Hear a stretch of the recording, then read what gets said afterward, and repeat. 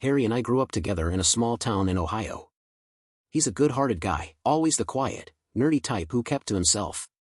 He's the sort of person who could spend hours getting lost in a book or tinkering with some random gadget. We were an odd pair, him the shy brainiac and me, the loud and outgoing type, but somehow, it just worked. We bonded over our shared love for video games, spending countless weekends trying to beat the latest releases. After high school, I enlisted in the military. I'd been involved in JROTC throughout high school, so it felt like a natural step for me. Harry wanted to sign up too, but his dad put his foot down. The early 2000s were rough times, wars in the Middle East were raging, and Harry's dad was firmly against his son getting involved in any of it. He didn't want Harry ending up as another statistic on the evening news. Looking back, I can't say his old man was wrong. I lost more friends than I care to count in those wars. And yeah, Harry might have been one of them if things had gone differently. But as fate would have it, Harry's path took a different kind of dark turn. He's currently serving over 20 years behind bars, all because of a woman who dragged him into a world of trouble. I often wonder if I could have changed the course of things, maybe stepped in earlier when he first told me about her. Harry called me towards the end of my military service, excited about this new girl he'd met. I remember feeling a pit in my stomach, like I knew something was off even then. But I kept my mouth shut, thinking it wasn't my place. Now, I wonder if I'm just as much to blame for not stepping in when it mattered. 8 years passed in the military, and when my service ended, I came back to a country that felt like a stranger to me. I got my honorable discharge, most of my time having been spent in the Middle East, and all I wanted was to catch up with my old friend. I called Harry and invited him out for a drink. Harry's been busy lately, and he'd already turned me down once, so it's been tough to pin him down. We used to catch up during my breaks home, but those visits had grown fewer over time. Harry's life had taken off in ways I hadn't expected. He was now running his own manufacturing company that specialized in high-tech components, and from what I'd heard, business was booming. Harry had gone to college after high school, earned his degree in bioengineering, and somehow turned his little startup into a million-dollar enterprise within a few short years. Meanwhile, I was back home, jobless, and with a resume that didn't exactly scream high-paying job. 8 years in the service hadn't prepared me for civilian life, and I was struggling to find my footing. It was like I was starting from scratch, and Harry, well, he was on top of the world. I didn't resent Harry's success, but I'd be lying if I said it didn't sting a little. He'd always been the one with the brains, the one with the plan. And here I was, trying to figure out my next move. That's why I was so eager to meet up with him. I wanted to pitch the idea of working together again, this time at his company. We had talked about this idea when he first started the business while I was still overseas. The idea of joining forces again had always been in the back of my mind, but now, more than ever, I needed a fresh start, and I was hoping Harry might be the key to that. Back when I was still serving in the military, Harry and I had talked about the possibility of me joining his business once I got out. I figured I could help with customer relations and sourcing parts from overseas, especially since he was frequently traveling to Asian countries to find vendors for the components his team needed. We'd gone over the idea more than once, and I really thought I could bring something valuable to the table. So when I showed up at the bar that day, I was pretty hopeful. I knew he'd flaked on me before, but I was determined to make this meeting count. As I pulled into the parking lot, I saw his car parked right behind mine. Even back then, his business was doing well enough that he was driving the sports car he'd always dreamed of owning. I won't say what kind it was, just to keep things anonymous, but it was one of those cars that turn heads. Seeing it there, I felt a surge of excitement. It had been 2 years since we'd last seen each other, and I was looking forward to catching up. When Harry walked in, I noticed he'd put on about 40 pounds since I'd last seen him. We exchanged the usual pleasantries, and I could tell right away that Harry wasn't the type to hang out in bars or indulge in drinking. That had become my habit over the years, but it wasn't really his scene.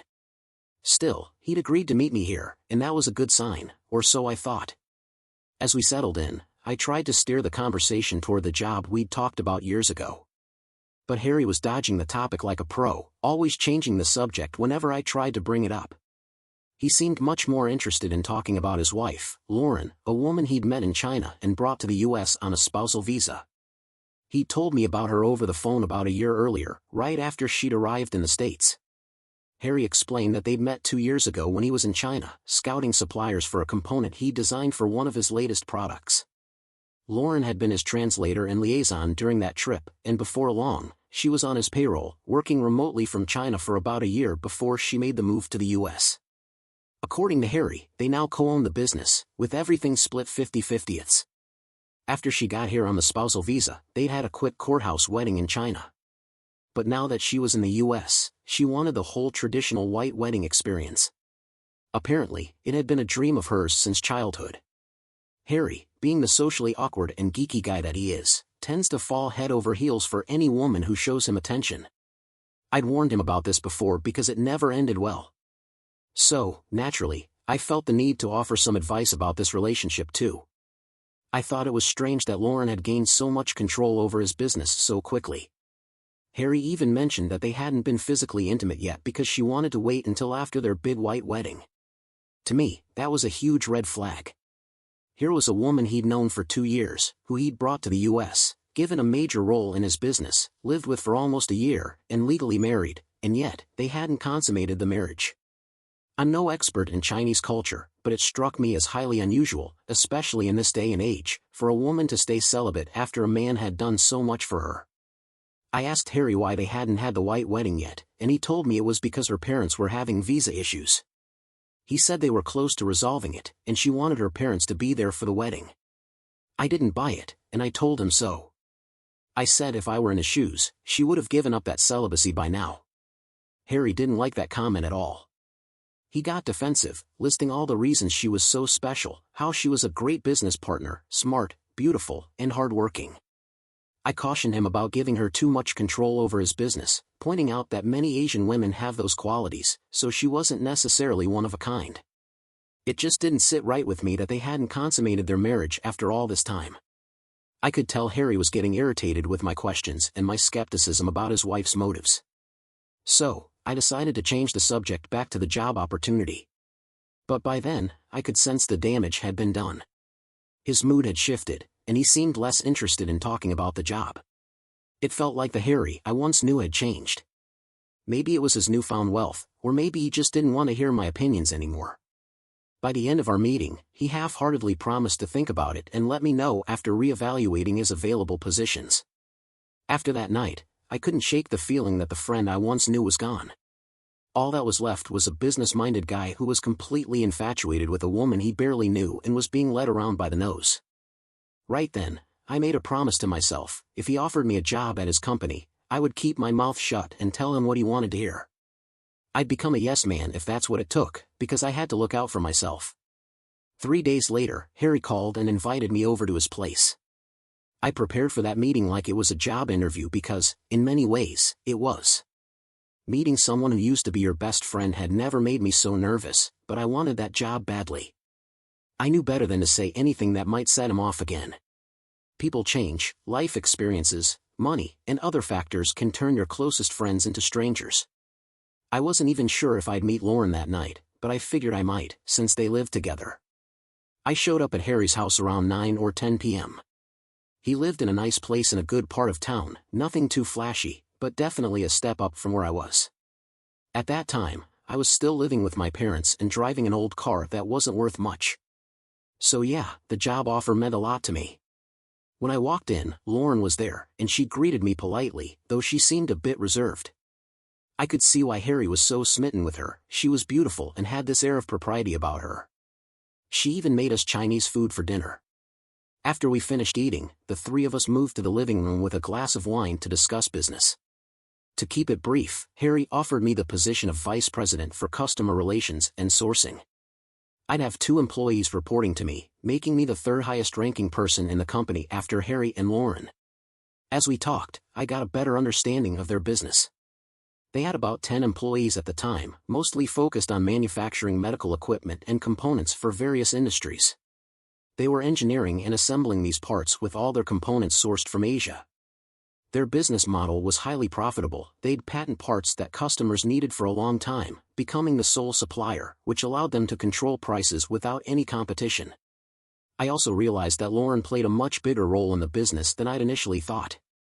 She was in charge of supply chain management, customer relations, and marketing, and she even had a hand in hiring. Harry, as the company president, handled engineering, quality control, and patents.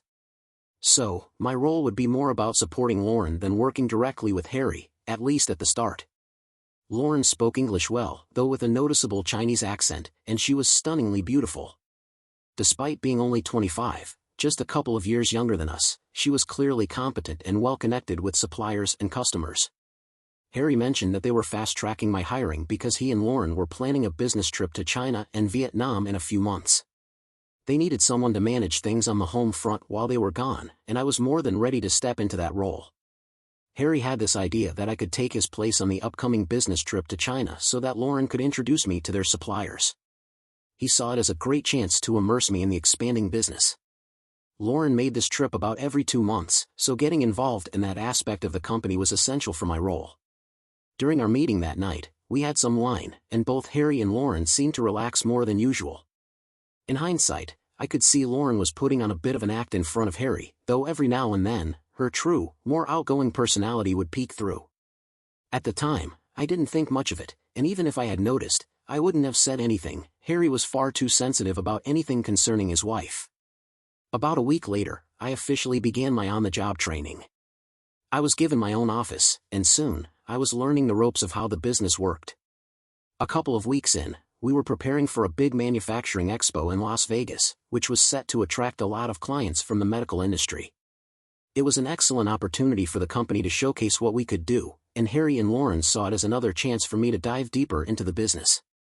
Harry, Lauren, another colleague, and I were all set to attend the 3-day event, and we had rented a booth to present our products. I felt fortunate to be included in the trip. It was my first real opportunity to engage with the company's operations outside the office. The expo was scheduled from Wednesday to Friday, and we planned to fly in on Tuesday, with our departure depending on how our meetings went and any time we might have to explore the city. We arrived in Vegas late Wednesday evening, and all 4 of us checked into the same hotel. Initially, I was focused on marketing materials and setting up our booth, so I didn't expect to get much downtime to see the city.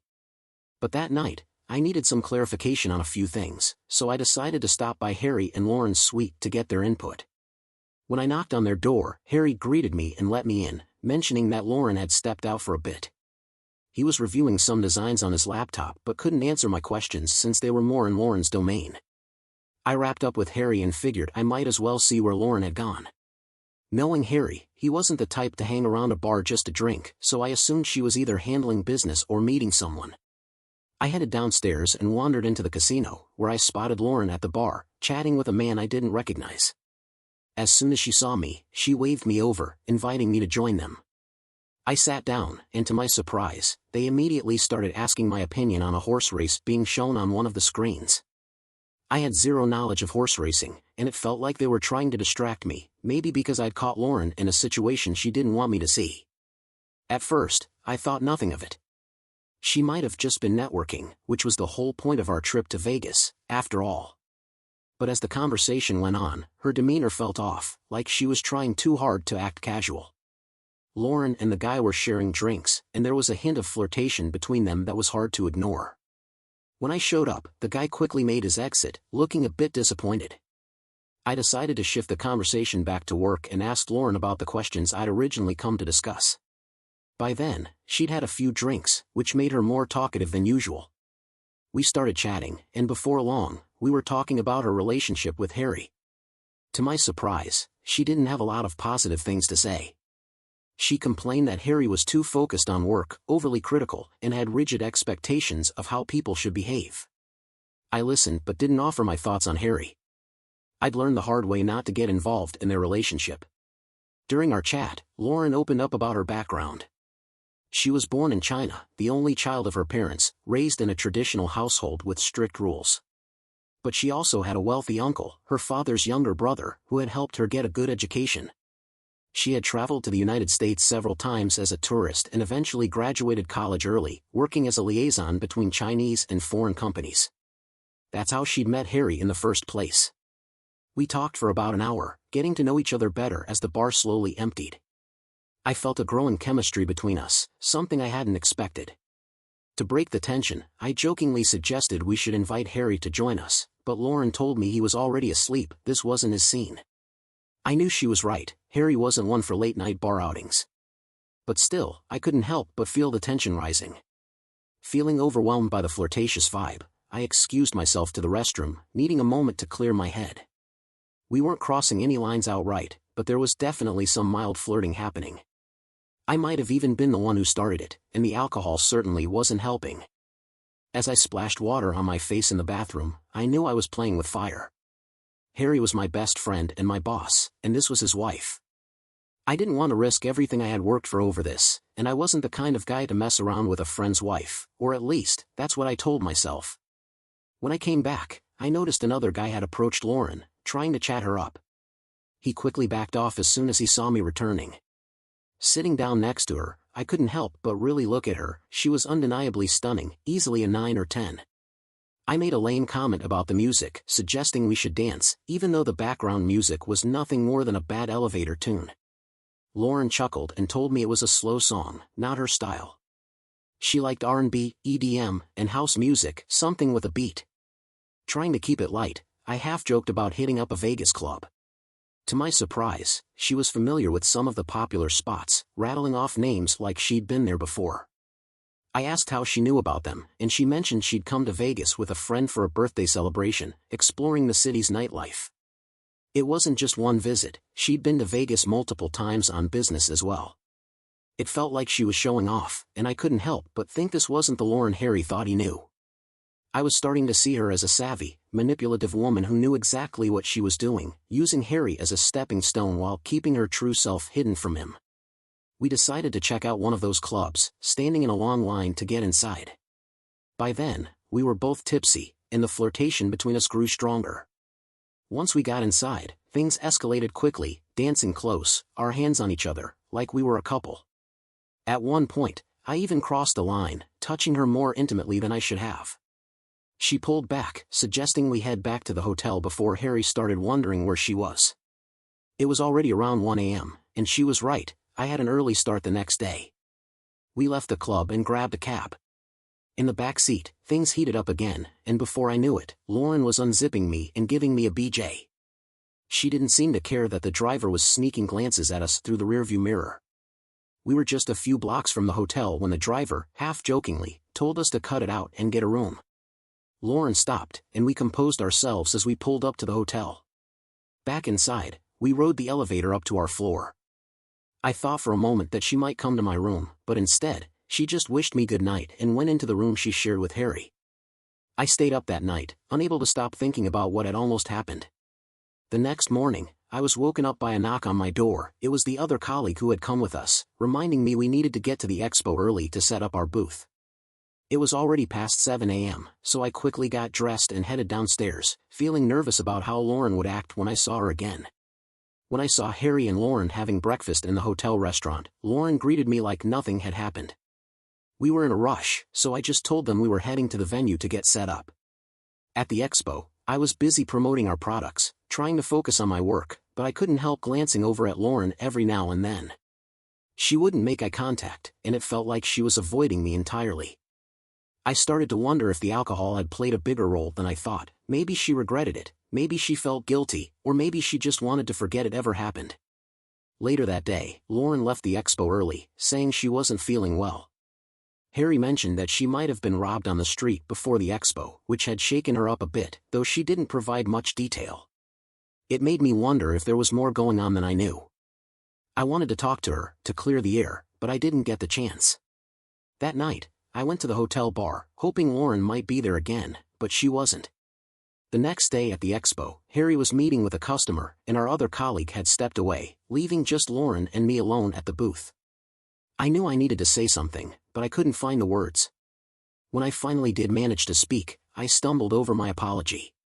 Lauren's response was curt and dismissive. "I know. It won't happen again." She didn't even look at me. Instead, she turned back to her tasks, acting as if nothing had occurred between us. It was like that entire night had been erased from her mind, or at least, that's how she wanted it to seem.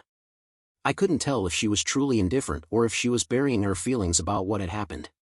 The tension between us broke when a visitor approached our booth with questions, snapping us both back into business mode.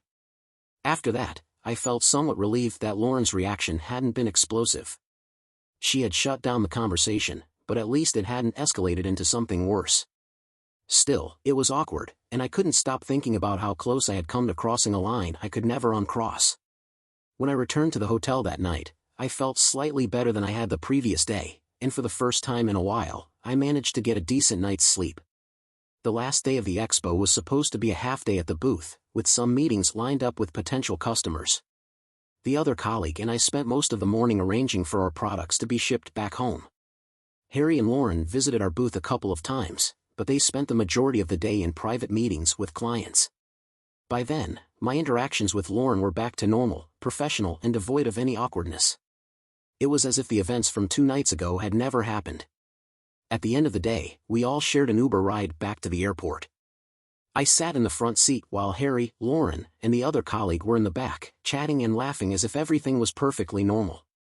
I glanced in the rearview mirror and saw Harry and Lauren looking happy together, and for a moment, I felt a wave of relief that nothing had blown up in my face.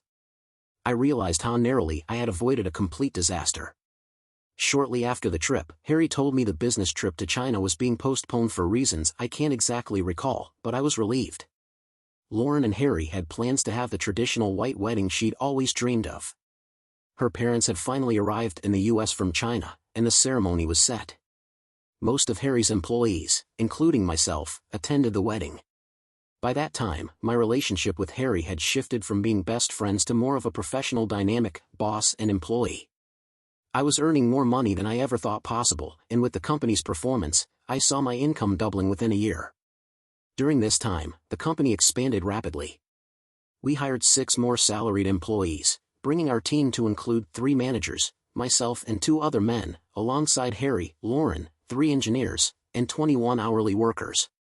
The company was thriving, and with the growing business, Lauren and I began planning a trip to China. The goal was to introduce me to additional suppliers and to find vendors for components needed for our upcoming product launch. I couldn't help but feel apprehensive about what might happen during the trip. Our business class seats were booked next to each other, and we'd be staying at the same hotel.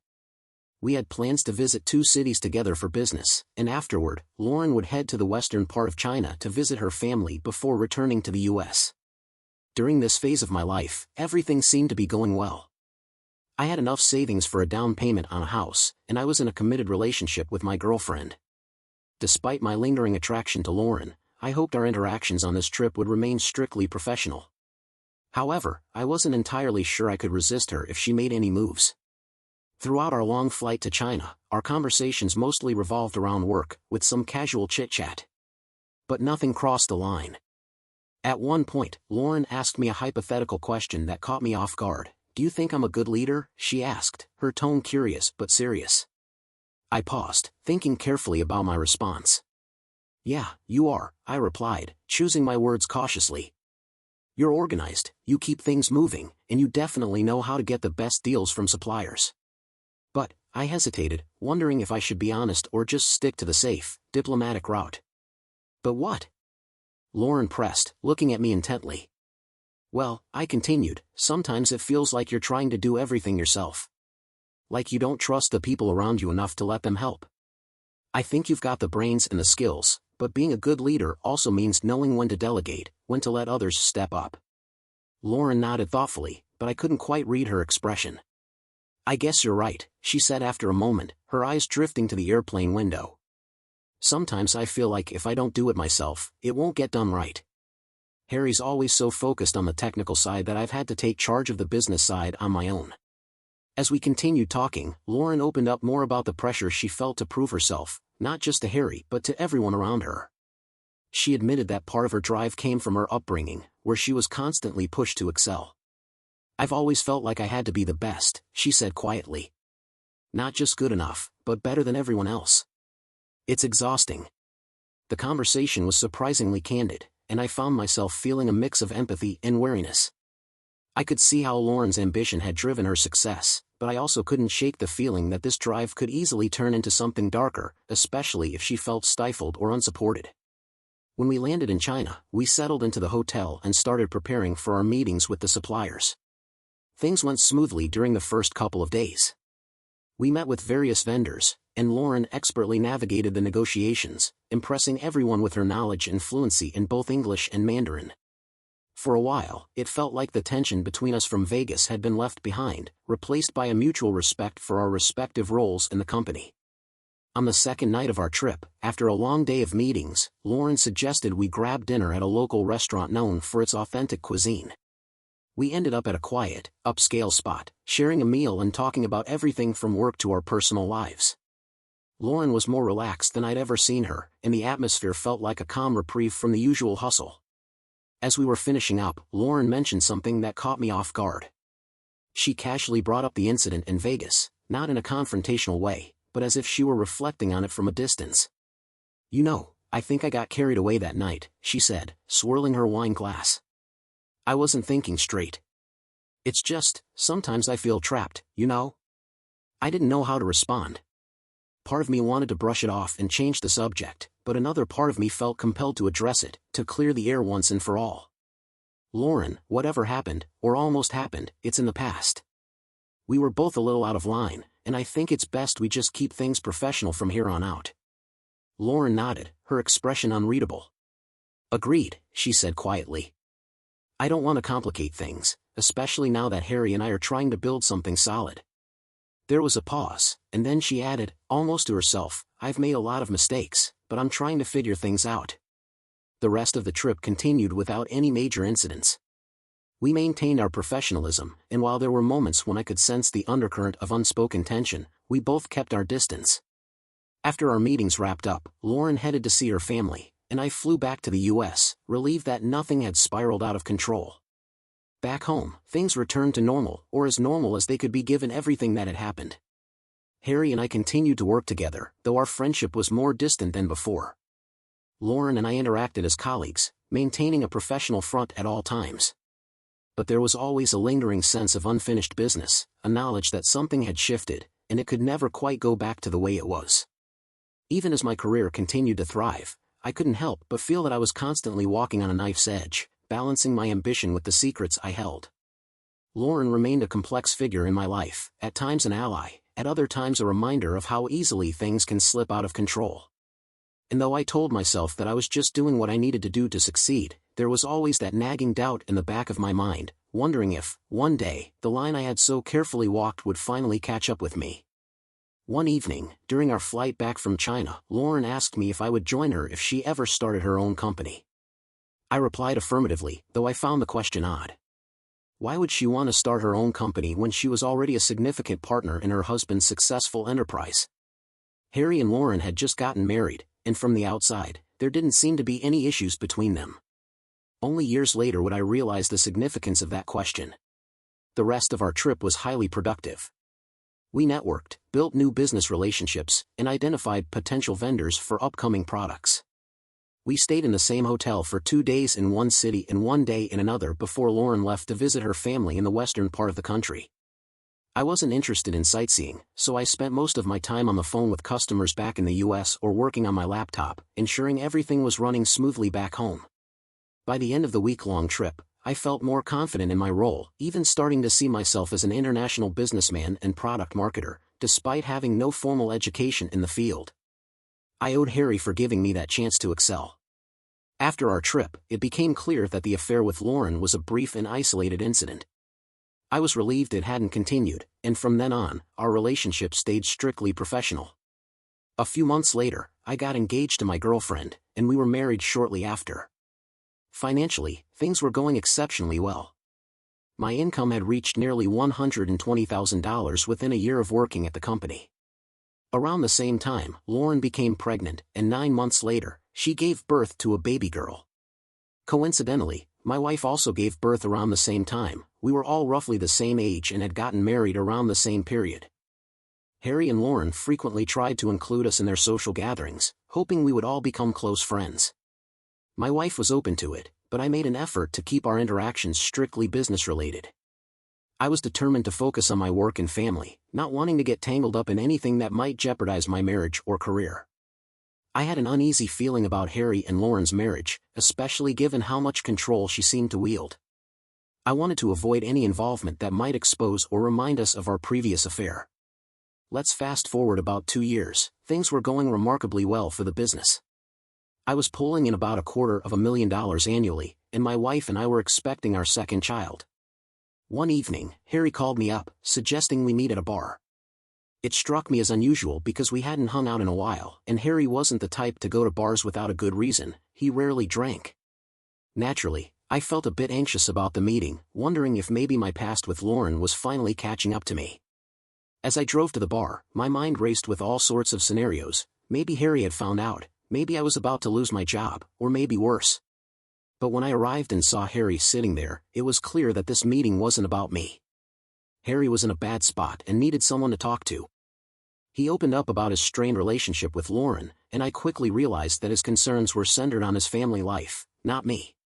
Harry explained that one reason he had distanced himself from me and some of his other friends was that Lauren had been trying to isolate him from everyone close to him. Over the years, their relationship had suffered due to frequent travel, and to make matters worse, her parents, who had come to visit 2 years ago for their wedding, had refused to leave. They were now living with them, trying to control how Harry and Lauren's 2-year-old daughter was raised, which had put a serious strain on their marriage. Harry struggled with raising his daughter in a multicultural home, especially with his in-laws still living with them. He said that Lauren's parents didn't respect him and were trying to undermine him at every turn. I could tell Harry had been dealing with this for a while, and despite the distance between us, he still reached out, knowing I was likely the closest friend he had left. I felt deeply for him. It wasn't fair for his in-laws to take advantage of his mild-mannered nature. I wanted to tell him to stand up for himself, to demand that they leave, but Harry said Lauren had already agreed to send them back to China in a few weeks. As Harry talked, it was clear that Lauren was in control of their household, and Harry was treading carefully just to keep the peace. I asked what Lauren thought about her parents staying so long and trying to influence their daughter's upbringing. Harry explained that Lauren supported it, believing her strict upbringing had shaped who she was. She also felt that with their frequent travel, her parents provided stability for their daughter. I could see the logic in that, but I kept it to myself. Something told me there was more to the story. As we continued talking, Harry admitted that he and Lauren hadn't been intimate in over 4 months. When they were home, she always had an excuse to avoid any physical closeness, work, stress, their daughter, you name it. Harry had even suggested she become a stay-at-home mom, but Lauren's ambitions didn't align with that idea. Harry was frustrated. He wanted a simpler family life, more kids, and less drama. But Lauren's desire for control over both their family and the business seemed to be growing. I asked him if he'd ever thought about divorce, suggesting it might allow him to protect his assets and maintain a relationship with his daughter without interference from Lauren's family. Harry admitted that he hadn't seriously considered it and hadn't spoken to a lawyer. Instead, he was hoping to suggest marriage counseling to Lauren. I didn't discourage him from seeking help, but I did advise him to have a backup plan. I even suggested keeping an eye on Lauren's activities, checking her phone, tracking her movements, maybe even installing a GPS in her car. Harry gave me a look like I was crazy. He dismissed the idea, insisting that Lauren wasn't the type to have an affair. In that moment, I realized it was best to keep my thoughts to myself. Harry was blind to what seemed obvious to me, that Lauren might be having an affair or planning something behind his back. It was like he was too smart for his own good, unable to see what was right in front of him. As Harry poured out his troubles, a sudden hailstorm hit outside. It started lightly, but soon, the hailstones grew larger, pounding against the bar windows and nearby cars. It felt almost symbolic of the chaos Harry was going through, as if the world outside was mirroring the storm in his life. I was glad Harry had reached out to me that night. It gave me time to prepare for whatever might happen next. I knew that if their marriage fell apart, it could have serious consequences for the business, and I started to think about my own exit strategy. Replicating my income wouldn't be easy, but I figured I could leverage my experience to start my own venture, maybe even following the business model Harry had built. I'd long suspected that Lauren had ambitions of her own and that she was maneuvering to take control of the business. She had subtly taken over the hiring process, favoring employees who were loyal to her, mostly of Chinese descent. My suspicions had been building, and now it all made sense. She even had her hand in managing the employees under my supervision, making it nearly impossible for me to lead without her interference. After my talk with Harry, I noticed his motivation was waning. He was showing up less and seemed increasingly detached from the business. Harry's absence was starting to impact things. Our suppliers were slower to respond, and we lost a few customers. Things were unraveling behind the scenes, and after 5 consecutive days of Lauren's absence from work, Harry called me and the other managers into his office.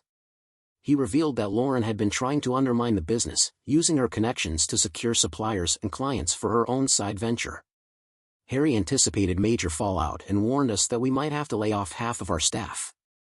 He instructed me to travel to China and Vietnam to secure new suppliers, while he focused on managing the damage on the customer side. As the meeting ended, Harry pulled me aside and admitted that I had been right all along. After our conversation at the bar, Harry couldn't shake the feeling that something was off. He'd installed a monitoring app on Lauren's phone, and what he found was devastating. Lauren had been involved with multiple men she'd met on WeChat, one of whom had proposed to her. She had accepted, and they were planning to move in together, start a business, and eventually marry, using her citizenship, something she'd gained through Harry, to bring him to the U.S. Harry discovered that this man had known Lauren long before Harry did, possibly even before she'd moved to the States. The messages revealed that she was plotting to divorce Harry, take control of the business, and start over with this new man. Her plan had been to wait 5 months before filing for divorce, but Harry's discovery threw everything into chaos. Lauren stopped coming to work abruptly, and it became clear that her so-called business trips had been more than just professional engagements. Harry was heartbroken. He admitted that before finding out the truth, Lauren had agreed to attend marriage counseling and encouraged him to get individual counseling, all while secretly planning their separation. He told me that he'd been feeling deeply depressed, even contemplating ending his own life. As he spoke, he broke down, and I did my best to comfort him.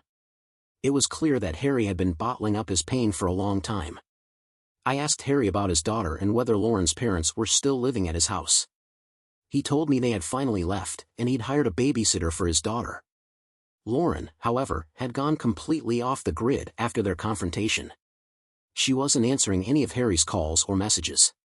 Harry also mentioned that Lauren had been contacting his suppliers and customers, trying to sabotage his business by spreading false information and leaking sensitive documents. Fortunately, some loyal customers tipped Harry off, and while a few suppliers were tempted, the money kept them from severing ties completely. Harry told me that Lauren's plan was unraveling. She'd managed to sabotage a few supplier relationships in China and Vietnam, but not enough to cripple the business entirely. Still, it was a close call, and we were on high alert, knowing that we couldn't take anything for granted. I booked a one-way ticket to China, unsure of when I'd be back. Harry and I were in survival mode, scrambling to keep the business afloat while Lauren continued her attempts to dismantle it. During our trip, we managed to restore some of our supply lines because Lauren suddenly stopped contacting the suppliers. I couldn't understand why she'd given up so abruptly, but whatever the reason, it was a welcome relief. When we finally returned to the U.S., it took about a month to stabilize the business. Things eventually returned to a semblance of normal, but Harry was never the same. He became more withdrawn, paranoid, and defensive. One day, I asked if he had any news about Lauren. He looked at me suspiciously and said she'd abandoned him and their daughter. It was a strange response, given everything we had been through. A few weeks later, one of our employees told me that a missing persons report had been filed for Lauren. Her family claimed they hadn't heard from her in weeks and were worried about her whereabouts. I immediately called Harry, and he confirmed that Lauren was missing, and the police had questioned him, suspecting foul play. There was no evidence that she had returned to China, and since Harry was the last person known to have seen her, he became the prime suspect. Harry hadn't told the police about Lauren's affair, fearing they might use it as a motive against him. He pleaded with me not to mention anything about it either. At that point, I didn't suspect Harry's involvement, nor did I want to. Even if he had been involved, Lauren's absence was better for my livelihood, and I was willing to keep my mouth shut. 3 months after Lauren's disappearance was reported, I noticed a significant change in Harry. He started to become more outgoing, reaching out to me more often and wanting to hang out. Our business was starting to recover, and I had traveled to East Asia a couple of times to secure our supply lines. I encouraged Harry to join me in social activities, introducing him to my family and taking him out with my military buddies, hoping he might meet someone new. During our outings, I avoided bringing up Lauren. She was a thing of the past now. During one of our hangouts, Harry confided in me about the ongoing situation with Lauren's parents and her wealthy uncle. They were constantly in touch with the police, trying to have Harry arrested, claiming he was responsible for Lauren's disappearance. However, there was no evidence of any crime, and Harry had been fully cooperative with the investigation, giving the police access to his home and answering all their questions, except, of course, about Lauren's affair. From an outsider's perspective, their marriage had seemed solid, and neither had filed for divorce before she went missing. Then, Harry dropped another bombshell. Lauren had secretly taken out a substantial life insurance policy on him without his knowledge. It added a new layer of intrigue to the case, leaving everyone puzzled, including the police. There was no clear motive for Harry to have harmed Lauren, and the authorities were struggling to piece together any evidence that could connect him to her disappearance. The police had questioned everyone at the company, including me and the other managers, searching for any leads. None of us were inclined to volunteer any information that might implicate Harry. If the cops had known about Lauren's attempts to sabotage the business and poach employees, it might have given them a motive to pursue charges against Harry. But as far as we knew, they were still grasping at straws. The case remained unsolved for about 5 months, until Lauren's family in China hired a private investigation team to dig deeper. This team started asking questions, talking to some of our Chinese employees who eventually confessed that Lauren had tried to persuade them to leave the company and join her new venture. They also spoke with some of Lauren's friends, who revealed that she had been unhappy in her marriage and had expressed a desire to leave Harry. The private investigators compiled enough probable cause to catch the attention of local newspapers, likely funded by Lauren's connections back in China. The papers began running stories about Lauren's case, putting pressure on the police and the district attorney's office to take action. It wasn't long before the police obtained more information from the private investigation, including records of Lauren's travels, purchases, and transcripts of her conversations with various individuals, including her affair partner. The increased scrutiny put pressure on some of our employees, who were then brought in for questioning. Eventually, one of them let slip that before Lauren's disappearance, Harry had informed me and the 2 other managers about her attempts to undermine the company, which had led to my trip to China to try to fix the damage. When the police called me in for interrogation, I had my lawyer present and refused to answer any questions that could incriminate me. They were pushing hard, trying to pin something on me due to my close connection with Harry and Lauren. The cops tried to intimidate me, calling me a suspect and an accessory to a crime. They hinted that my decision to bring a lawyer was a sign of guilt. Part of me wondered if Harry had been involved in Lauren's disappearance, but I wasn't about to entertain that thought publicly. Eventually, the police backed off, unable to get a statement from me. They resorted to petty tactics, like briefly arresting me and showing up at my workplace just to make their presence known. I don't know all the details, but at some point, they managed to get a warrant to search Harry's house again and seized some items. Pictures of Lauren were plastered on bulletin boards all over town, and it was widely assumed that she was dead. The police appealed to the public for information leading to an arrest, offering a reward for any tips. The investigation dragged on for another 6 months, with the media constantly hounding us at work, looking for statements. I was convinced some of the reporters were paid off by Lauren's family to keep the pressure on. The constant attention took a toll on our employees, and we ended up losing some good people because of it. 6 months later, the situation finally began to settle down. I continued to spend time with Harry during this period, and there was this unspoken understanding between us. We both knew I suspected his involvement in Lauren's disappearance, but neither of us ever said it out loud. I rationalized my silence, telling myself that Lauren had tried to jeopardize my livelihood, my family's well-being, and the company I had worked so hard to help build. Whatever had happened to her, I felt she'd brought it upon herself. After those 6 long months, the district attorney decided not to take the case to trial. The evidence against Harry was mostly circumstantial, with no solid proof that could guarantee a conviction. They were worried that trying the case with what they had might lead to an acquittal, and if new evidence came to light later, the whole thing could fall apart. So, they opted to wait, placing the case on the back burner in the cold case section. The business started to bounce back, and for a while, it seemed like we had weathered the worst of it. But about a year later, while I was at the airport about to board an international flight, my wife called, practically yelling at me to turn on the local news. I tried to tell her I was at the airport, but she insisted on sharing the news herself. She told me that 2 weeks earlier, human remains had been discovered in a remote area, likely disturbed by animals. Among the findings was a skull, which dental records confirmed belonged to Lauren. I immediately canceled my travel plans and tried to get in touch with Harry, but he wasn't answering his phone. Eventually, Harry's lawyer reached out to me, explaining that Harry had been arrested. His bail was set at $300,000, and we posted it as soon as the judge allowed it. When I finally spoke with Harry, he told me it had been an accident. According to Harry, Lauren had told him she was planning to leave him and take their daughter back to China. Things got heated, and during a scuffle, Lauren hit her head against the wall and collapsed. She regained consciousness but refused to go to the bedroom, so Harry helped her onto the couch, gave her a blanket, and left her to rest. He didn't take her to the hospital because he was scared the police would get involved, so he hoped she would recover by the next morning. But when Harry checked on her the next day, he found her dead. Blood had oozed from the back of her head. The coroner's report confirmed a minor skull fracture and blunt force trauma, but there was no definitive cause of death. Harry said he panicked, unsure of what to do. After a lengthy trial, Harry was convicted of second-degree manslaughter, with the jury recommending a sentence of over 20 years in prison. As of now, he's served 3 months, and we are working on an appeal. Harry transferred most of the business to me, and I've committed to supporting him financially while he's in prison. On top of that, I'm now tangled up in a custody battle with Lauren's parents, trying to adopt their 5-year-old daughter.